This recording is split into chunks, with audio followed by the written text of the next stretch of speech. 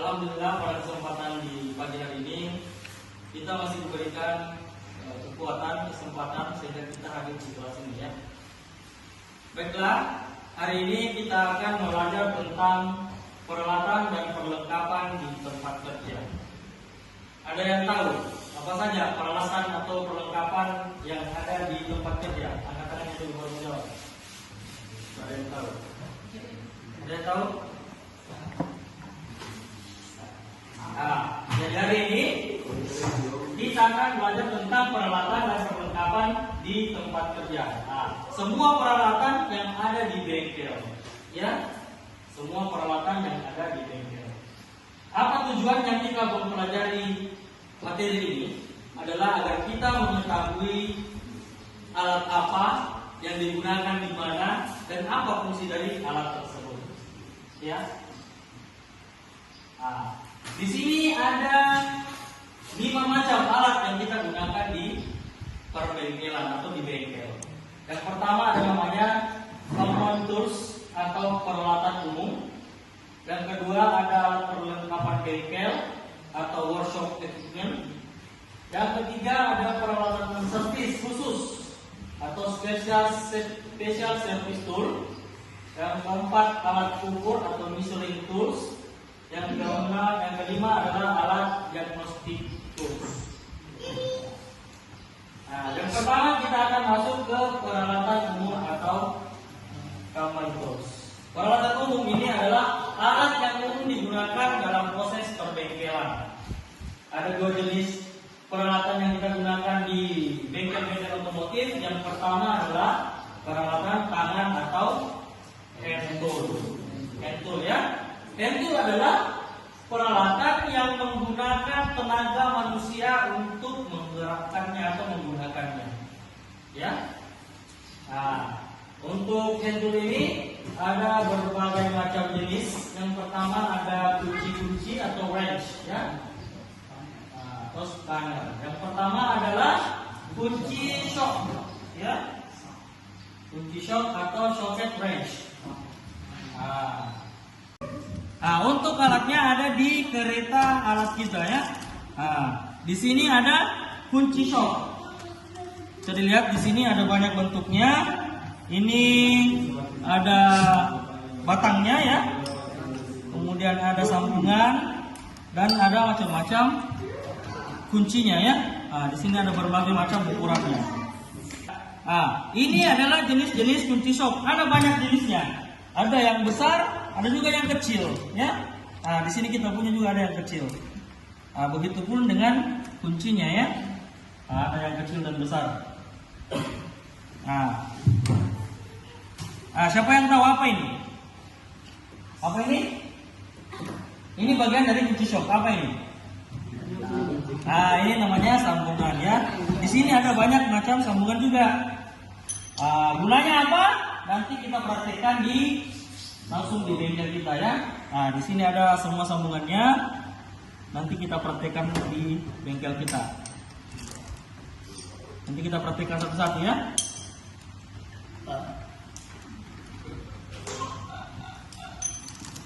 Oke, yang kedua. Ada juga jenis kunci shock yang bersambung dengan batangnya langsung. Nah, ini termasuk ada kunci T yang biasa kita sebut dengan kunci T karena dia berbentuk huruf T. Ada juga yang berbentuk huruf Y, biasa kita sebut kunci Y atau kunci roda. Nah, ini semua termasuk kunci shock. Ya, ini masih termasuk kunci shock. Oke, berikutnya ada kunci pas, ring dan kombinasi. Gunanya apa? Seperti dengan kunci shock tadi, gunanya adalah untuk melepaskan atau mengencangkan baut dan mur. Nah, tapi di pada kunci pas, ring dan kombinasi ini kita gunakan ketika situasional ya. Maksudnya apa? Pada saat kunci shock tidak bisa masuk ke benda yang kita kerjakan, kita menggunakan kunci ring, kunci kombinasi atau kunci pas ini. Di sini kita punya kunci kombinasi. Ada yang tahu kenapa ini disebut kunci kombinasi? Rem, Pak. Ya, oke. Karena gabungan dari kunci pas dan rim. Nah, betul sekali ya. Tepuk tangan untuk. Ya ampun. Betul, di sini ada kunci ring dan kunci pas digabungkan dalam satu tangkai. Makanya disebut dengan kunci kombinasi. Kalau dua-duanya kunci begini, model begini seperti ini, disebut kunci apa? Pas. Kunci pas. Kalau dua-duanya model seperti ini disebut kunci apa? Ya. Jadi fungsinya tadi digunakan saat kunci soket tidak bisa digunakan di pekerjaan kita, ya. Oke, berikutnya kunci nipple atau kunci digunakan untuk membuka kunci cangkang yang memiliki cangkang, ya. Nah, biasanya terletak pada rem motor, ya. Biasanya di bawah. Kalau kita mau menyetel remnya untuk membuang minyak rem, kita menggunakan kunci nipple. Dia bentuknya tidak seperti kunci pas karena dia berbentuk agak bundar, ya. Berikutnya kunci L atau Allen key. Kita juga punya contoh beberapa kunci L di sini, ya. Ya, ini. Nah, kenapa disebut dengan kunci L? Karena berbentuk seperti huruf L. Bagaimana cara penggunaannya? Yang mananya yang dipakai? Ujungnya. Di sini bisa kita pakai yang di sini. Di situ kita pakai yang bundar ini. Di sini. Berikutnya ada adjustable wrench atau biasa disebut dengan kunci Inggris. Saya kita tidak punya contohnya di sini, tapi kalian sudah sering lihat, ya.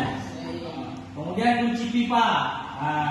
Atau kedua kunci ini kita bisa menyesuaikan mulutnya dengan kebutuhan kita, ya. Tinggal diputar.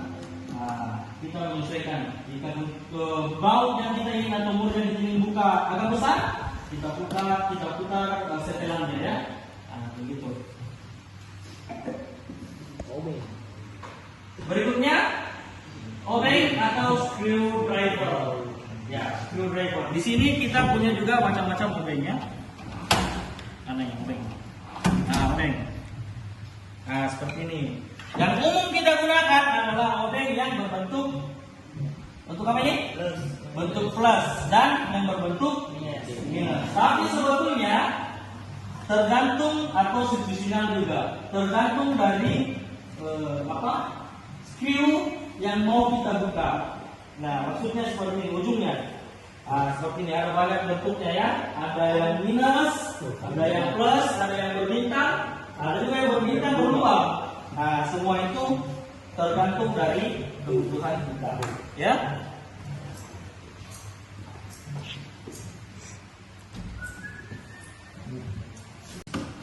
Oke, berikutnya atau tanjakan atau pliers. Tang adalah alat tangan yang digunakan untuk mempermudah pekerjaan, misalnya untuk memotong, menjepit, memegang benda kerja, dan membengkokkan benda.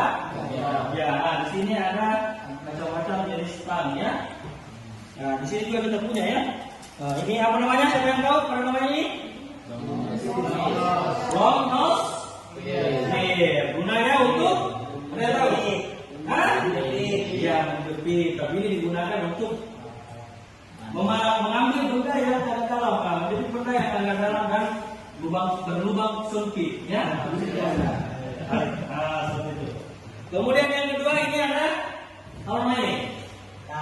Tang apa? Ini namanya tang kombinasi, ya. Nah, di sini kita bisa pakai memegang, menjepit. Ininya bisa kita pakai memotong, ini memotong juga, ya. Dia namanya tang kombinasi. Kemudian ini apa namanya ini? Tang apa? Tang pemotong, ya. Atau di situ ada namanya cutting. Berikutnya palu atau hammer. Palu atau hammer adalah alat tangan yang digunakan untuk mempermudah pekerjaan pada saat memukul. Nah, jadi kalau kita mau memukul, kita menggunakan palu.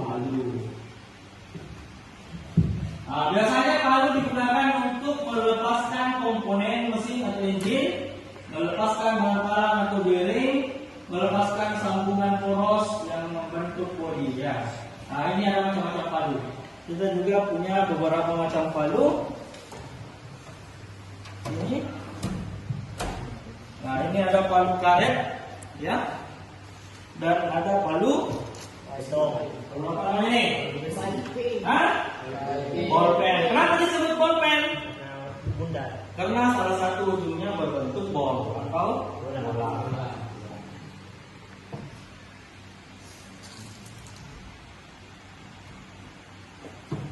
Berikutnya,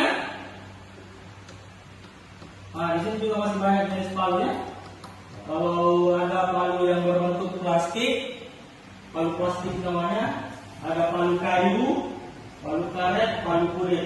Semuanya berbeda-beda sesuai dengan kebutuhan kita nanti di bengkel. Berikutnya adalah gergaji logam atau hacksaw. Ya, hacksaw digunakan untuk memotong logam. Berikutnya ada Schneider cut. Schneider cut digunakan untuk pembuatan ulir luar dan ulir dalam. Alat untuk pembuatan ulir dalam disebut dengan trik. Yang mana? Pembuatan ulir dalam atau trik ini ya, untuk membuat ulir dalam. Tahu ulir? Tahu? Ulir. Ulir itu yang raknya ya. Kemudian untuk sedangkan alat untuk pembuatan ulir luar disebut trik die. Alat trik die ini ya. Ya. Berikutnya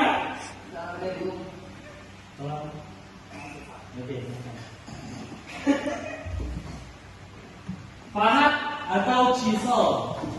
Pahat berfungsi untuk memotong lipat kepala baut plat dengan tenaga benturan dari palu.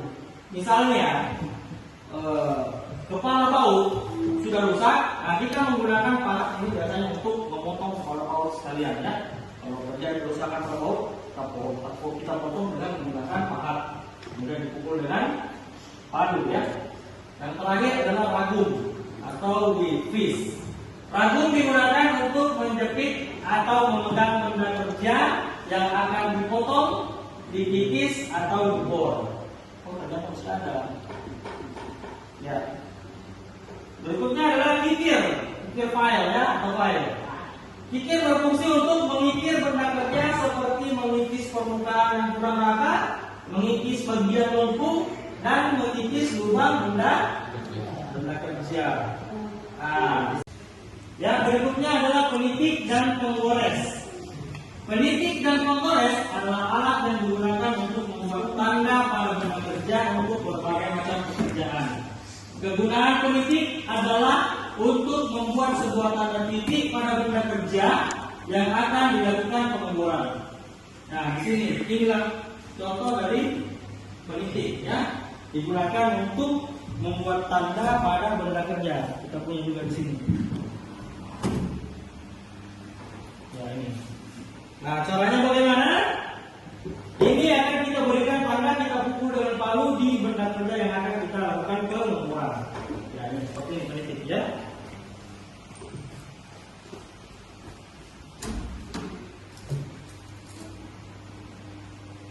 Berikutnya gunting plat atau flat scissor. Gunting plat digunakan untuk memotong plat tipis pada benda kerja atau dalam perbaikan bodi kendaraan ya, seperti ini. Kemudian sikat logam atau metal brush digunakan untuk membersihkan karat-karat ya. Ada scrub dan cap, alat yang digunakan untuk membersihkan permukaan logam yang rata dari kotoran yang menempel, seperti membersihkan permukaan kepala silinder dari gasket. Kalau untuk gasket itu perapatnya yang biasa ada di silinder, gasket atau perapat. Nah, itulah tadi beberapa alat yang ada di bengkel atau biasa kita sebut dengan hand tool ya. Hand tool tadi apa tadi hand tool? Jadi hand tool? Peralatan yang menggunakan tenaga manusia ya. Ya, oke. Nah, itulah tadi materi tentang alat-alat kerja yang kita gunakan atau hand tool. Berikutnya kita akan lakukan praktek langsung dengan alat-alat hand tool itu di bengkel kita. Ya. Ya, yang pertama ini penggunaan dari kunci shock, ya. Nah, kunci shock ini kita gunakan untuk membuka baut yang masih dalam keadaan keras sekali, ya. Kita menggunakan kunci shock. Oke, silakan. Nah, akan dipraktikkan oleh saudara Aslam, ya. Ya, dipasang, dirapatkan kuncinya dan dibuka. Nah, ya. Ya, seperti itu ya. Ya, itu digunakan untuk baut yang masih dalam keadaan sangat keras ya. Kita menggunakan kunci shock ini. Nah, kemudian apabila baut yang ingin kita buka agak ke dalam, maka kita menggunakan sambungan. Ya, ini sambungan. Ya, coba pasang sambungannya bagaimana? Nah, coba dipasang sambungannya.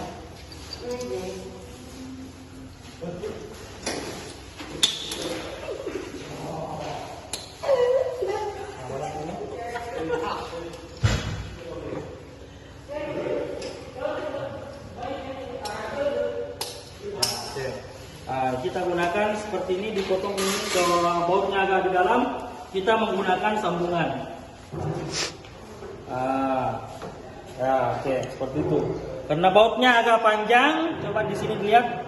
Di sini kita menggunakan sambungan sehingga kunci shock itu bisa digunakan dengan baik. Ya, seperti itu. Apabila di dalam itu maksudnya agak bengkok ataukah dia agak sempit, kemudian berkelok, kita bisa menggunakan bantuan ini ya, supaya bisa bergerak-gerak ujung dari kunci shock itu. Nah, jadi ini bisa dibelokkan seperti ini. Misalnya dia di dalam susah dibuka, kita bisa putar pakai ini seperti ini ya. Oke. Oke, berikutnya adalah penggunaan kunci kombinasi, kunci ring, dan kunci pas. Biasanya digunakan ketika kita telah membuka dengan menggunakan kunci shock atau bautnya atau murnya sudah dalam keadaan tidak terlalu kencang. Penggunaannya ya seperti akan dipraktikkan oleh anak Alfian ya. Ya, digunakan begitu. Nah, bisa juga kita menggunakan kunci ring, kunci pasnya ya. Kalau sudah agak mudah, kita menggunakan kunci pas ya. Nah, kunci pas untuk membukanya. Ya, atau mengencangkan kembali. Nah, itu tadi penggunaan kunci ring atau kunci pas serta kunci kombinasi. Oke, terima kasih.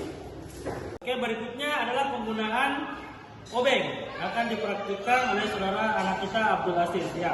Penggunaan obeng itu untuk membuka,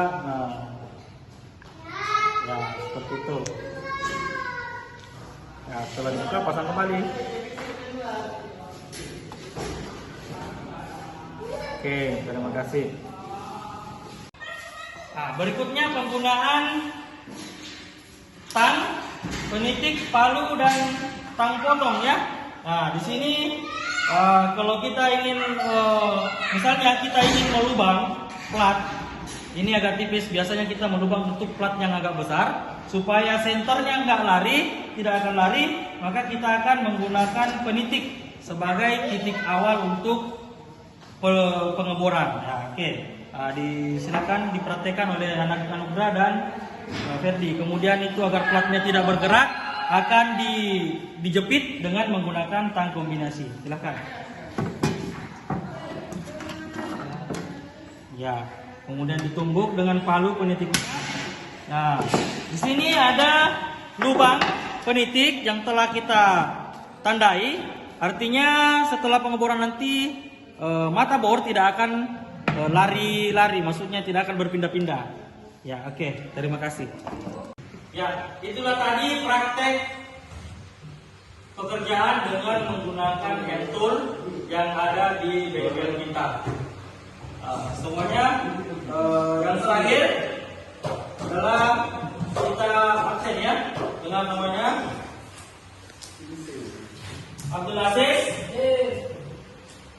Abdul Wahab, Apriam Akbar, Andi Nur, Anugrah, Faklan, Ferdi, Ibrahim, Iksan, Aditya, Akmal, Aslam, Herul, Fikri, Hasbi, Ikram, Yusuf, Saga, Anas, Farhan, Samir, Nabil Husni,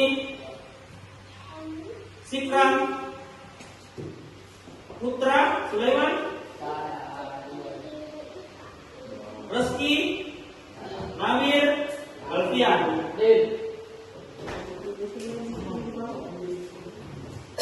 Ya, demikianlah pertemuan kita di pagi hari ini.